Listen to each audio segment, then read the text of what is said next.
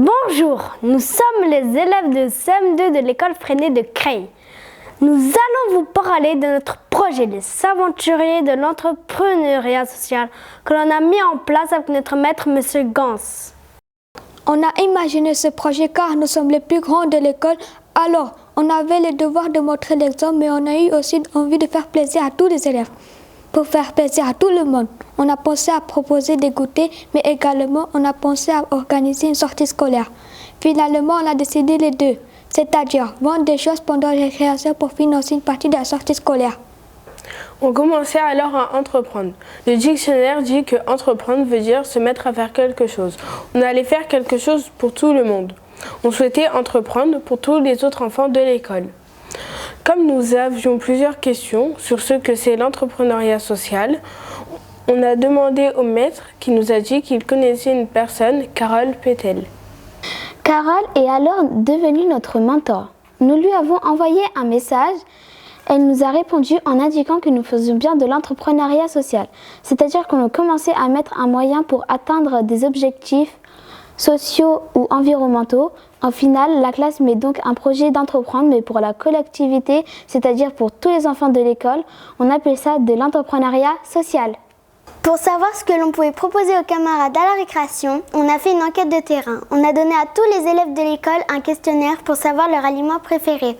On a récupéré tous les questionnaires et on les a triés, puis on les a catégorisés en 7 groupes. Jus de fruits, gâteaux, bonbons, fruits, chocolat, chips et autres réponses possibles. Ces catégories représentaient l'enquête de terrain et nous a permis de faire un choix sur le produit lancé. Très vite, on a proposé des crêpes aux camarades 2 fois par semaine. Cela a bien fonctionné et donc on était satisfaits d'avoir fait l'enquête de terrain et de ne pas s'être trompés sur le produit lancé. 2 semaines plus tard, fin novembre, on a décidé de changer de projet en proposant des sets hors chocolat de Noël. C'était un choix de classe d'avoir une nouvelle stratégie. En fait, notre mentor nous a expliqué que chaque semaine, on faisait du brainstorming. C'est un terme anglais qui veut dire tempête d'un cerveau en français. D'après Carole, cet exercice consiste à trouver un maximum d'idées en un temps illimité sans critiquer les idées émises. Les brainstorming nous servent chaque semaine à trouver plusieurs idées, notamment à imaginer le nombre de produits à commander pour la semaine suivante, ou à savoir si on change de produit en fonction de la période. Comme on fait un projet s'aventurer, on doit expliquer notre projet et le faire comprendre facilement. On a alors choisi de travailler les graphiques car d'après notre livre de mathématiques, une représentation des données sous forme de graphique permet de trouver rapidement un renseignement. Au début, nous connaissons que le nom des graphiques et la façon dont ils se construisaient, et c'est-à-dire avec des axes. On a alors débuté la construction de graphiques en bâton pour représenter notre enquête de terrain et le nombre de votes enregistrés pour les aliments préférés. Nous avons rencontré de nombreux problèmes, dont surtout celui des graduations sur les axes. Les graduations étaient soit pas régulières, soit pas adaptées à notre feuille de papier, car nos feuilles étaient trop petites. Nous avons la chance de travailler avec Tesnim qui est ingénieure en polytechnique. Elle nous a aidés pour la construction des graphiques. Elle nous a amené l'idée d'une feuille déjà graduée de papier millimétré. Cela a permis des traits réguliers sur les axes. Ensuite, nous avons travaillé avec Tesnim sur la notion d'échelle. En faisant varier notre échelle, nous pouvions mettre l'ensemble des données de notre graphique sur le papier millimétré.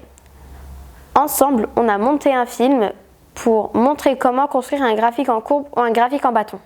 Après avoir maîtrisé la nomination des axes, les graduations des axes, à l'échelle que l'on peut varier, on a voulu réaliser un graphique en bâton en stop motion pour montrer les résultats de l'enquête de terrain effectuée au mois de septembre. Enquête sur les projets préférés des élèves.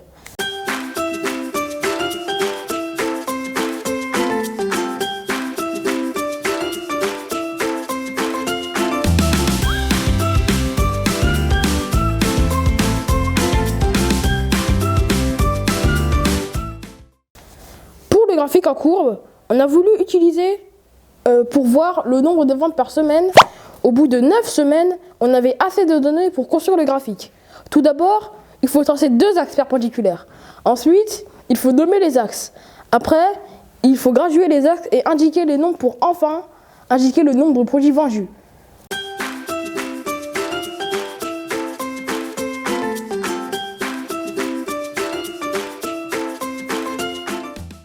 Comme nous cherchions à devenir des entrepreneurs au service du collectif, nous avons demandé à Carole, notre mentor, une aide supplémentaire pour mener à bien notre projet d'entreprendre.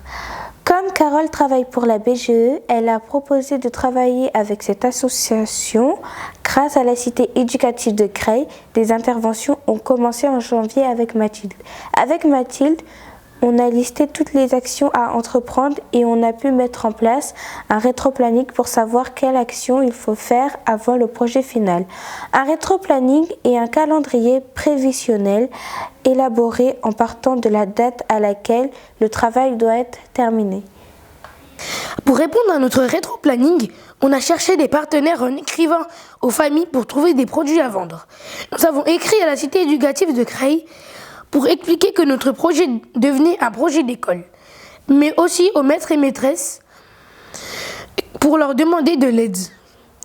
Les enseignants ont accepté de débloquer un budget pour les sorties. La cité éducative de Creil a accepté d'étudier notre projet de classe devenu projet d'école, car l'ensemble des classes pour nous aider et permettre le projet maintenant participe à la réussite du projet. Certaines classes ont effectué les affiches de vente, d'autres classes ont joué le rôle de grossiste, nous livraient les sucettes, d'autres classes encore ont effectué des ventes à notre place.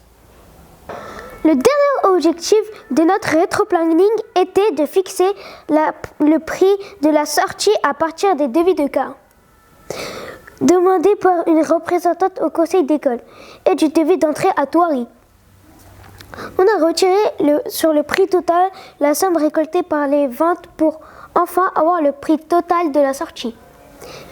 Nous avons eu enfin le cadre de notre partenariat avec la cité éducative, une subvention qui a permis d'effectuer la sortie à Thoiry pour l'ensemble des classes et de l'école. Au total, 215 élèves ont effectué la sortie pédagogique grâce à ce projet d'entrepreneuriat social. Notre objectif était donc réalisé. Dans ce projet, on a travaillé plein de compétences, effectuer des ventes, construire des graphiques, mener des brainstorming, faire du stop motion, etc., etc. Lors de ce projet, on a travaillé sur les qualités entrepreneuriales. On pouvait déjà avoir certaines de ces qualités. Quant aux autres qualités, on les a acquis. Les qualités entrepreneuriales sont quelque chose de positif que l'on a ou que l'on peut travailler. Il y a 8 qualités entrepreneuriales. Le travail en équipe, la créativité, la débrouillardise, la persévérance, le leadership, le sens de l'effort, le sens des responsabilités et la confiance en soi.